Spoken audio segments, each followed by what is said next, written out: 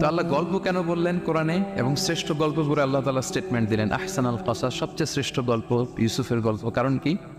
কারণ গল্প মানুষকে আকৃষ্ট করে।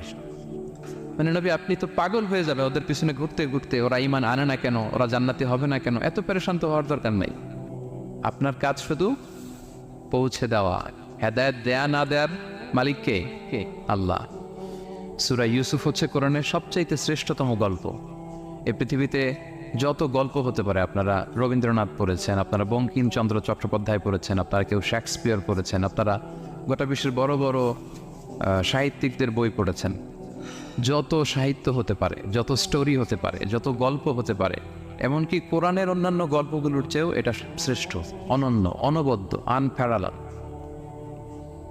একটা গল্প যে কত নান্দনিক হতে পারে, একটা গল্প কত জীবন্ত হয়ে মানুষের চোখে ধরা পড়তে পারে,